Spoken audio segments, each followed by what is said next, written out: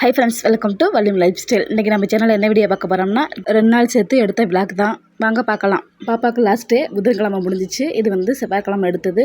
இங்கே வந்து அழகர் ஆற்றுல இறங்குறதுனால இன்றைக்கி வந்து பாப்பாவுக்கு லீவு ஸ்கூலு. நாளையோட ஸ்கூல் வந்து முடியுது.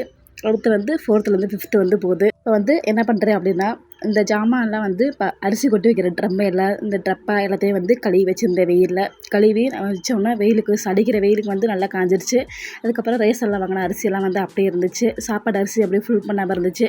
எல்லாத்தையும் ஃபுல்லாக பண்ணிவிட்டு இன்றைக்கி வந்து கொஞ்சம் அங்கே லேட்டாக தான் எழுந்திரிச்சோம். விடிய வந்து அழகர் ஆற்றுல இறங்குறத வந்து டிவிலே வந்து பார்த்ததுனால சரி மத்தியானமே லேட்டாக எழுந்திரிச்சனால எழுந்திரிச்சு நல்லா வந்து பாத்திரம்லாம் கழுவி வச்சுட்டு அரிசியெல்லாம் கொட்டி வீடெல்லாம் கொஞ்சம் க்ளீன் பண்ணிட்டு மதிய சாப்பாடு வந்து பழைய சோறு வச்சு காரா பூந்தி வச்சு ஃப்ரெண்டு வந்து மாங்காய் வச்சு கொடுத்துச்சு.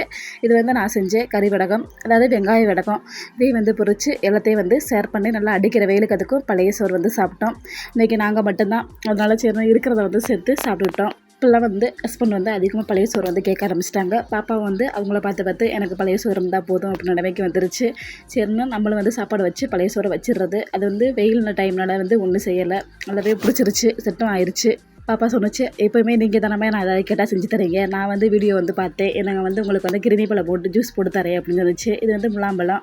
இதை வந்து அவங்க அக்கா வந்து வெட்டி நானே போட்டு தரேன் அப்படின்னு சொல்லிட்டு அவளாக கட் பண்ணிக்கிட்டு இருந்த தோல்லாம் சிரிச்சு தம்பி வந்து எடுத்து வந்து சாப்பிட்டான். தம்பி வந்து ஜூஸ் வந்து விரும்பி குடிக்க மாட்டான், விரும்பலை வந்து நல்லா ஜாலியாக விரும்பி சாப்பிடுவான்.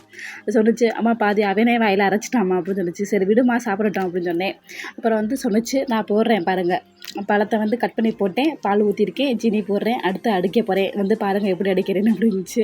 சரி அவங்க போட்டு கொடுக்குறதே பெருசு, நல்லா நைஸாக வந்து அரைச்சி கொடுத்துருச்சு. பரவாயில்ல, இதெல்லாம் செய்யவும் தான் பிள்ளை வந்து பெரிய பிள்ளை ஆயிடுச்சு போல இருக்குது அப்படின்னு நமக்கே தோணுது. அப்புறம் சாயந்தரம் போல் தம்பி வந்து சொன்னான், எனக்கு முட்டை ஆம்லேட் போட்டு தரியா அப்படின்னு கேட்டான். மதியானத்துலேருந்து கேட்டேன் தான், சாயந்தரம் போட்டு தரேன்டா அப்படின்னு சொன்னேன். நம்மத்தி எடுத்துட்டான். சரி போட்டு கொடுத்துட்டு அப்படியே எனக்கு ஃபுல் டே வந்து சாயந்தரம் வரை இப்படியே போணுச்சு.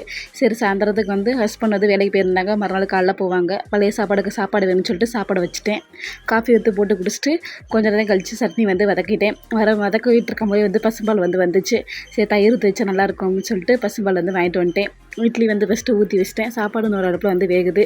இது வந்து காஃபி போட்டு குடிக்கலாம்னு சொல்லிட்டு காஃபிக்கு வந்து பால் வச்சுருந்தேன். 3 அடுப்பு இருக்கிறனால டக்குன்னு வேலையெல்லாம் வந்து முடிச்சிருவேன். அந்த டைம்லேயே வந்து சட்னி வந்து அரைச்சிட்டு மாவு வந்து மிச்சம் இட்லி ஊற்றிட்டு மிச்சம் தூக்கி வச்சாச்சு. பசும்பால் வாங்கிட்டதோட எப்போயுமே நான் வடிகட்டிடுவேன். இன்றைக்கி வந்து வடிகட்டியை வச்சு ஃபஸ்ட்டு வடிகட்டி எடுத்துகிட்டு பால் காய்ச்சிடுவோம் அப்படின்னு சொல்லிட்டு வடிகட்டி எடுத்துட்டேன்.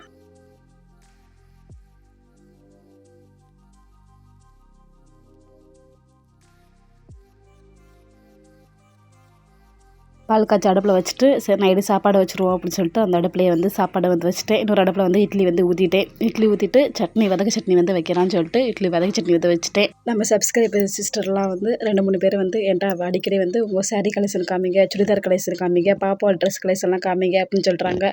என்ன வீடியோ போடலாம் அப்படின்னு கண்டிப்பாக அடுத்த வீடியோவில் போடுறேன், கமெண்ட் பண்ணுங்கள். இந்த விளாக் வந்து அடுத்த நாள் காலையில் எடுத்துக்கிட்டு இருக்கேன். பாப்பாவோட லாஸ்ட் டே ஸ்கூல் டேஸ் அன்றைக்கி எடுத்த விளாக் தான். காலையில் எழுந்திரிச்சு எப்போது போல் வாசலாம் தெளிச்சிட்டு செடிக்கெல்லாம் வந்து தண்ணி வந்து ஊற்றிட்டு ஒரு கோலம் வந்து போட்டு நைட்டு வந்து தக்காளி தொக்கு வந்து வச்சுருந்தேன். இந்த ஷார்ட்ஸ் வீடியோ வந்து ஏற்கனவே தக்காளி தொக்கு வீடியோ போட்டிருக்கேன், உங்களுக்கு டைம் இருந்தால் செக் பண்ணி பாருங்கள். பாப்பா வந்து சொல்லி இருந்துச்சு, ஃப்ரெண்ட்ஸ் எல்லாமே வந்து ஸ்கூல் லாஸ்ட் டே அன்றைக்கி எல்லோரும் வந்து பிடிச்ச மாதிரி சாப்பாடு கொண்டு வரணும் அப்படின்னு ஃப்ரெண்டு எல்லாருமே வந்து சேர்ந்து பிளான் பண்ணியிருந்தாங்களாம். பாப்பா எனக்கு லெமன் சோறு வேணும் அப்படின்னு சொல்லி ஏற்கனவே சொல்லியிருந்துச்சு.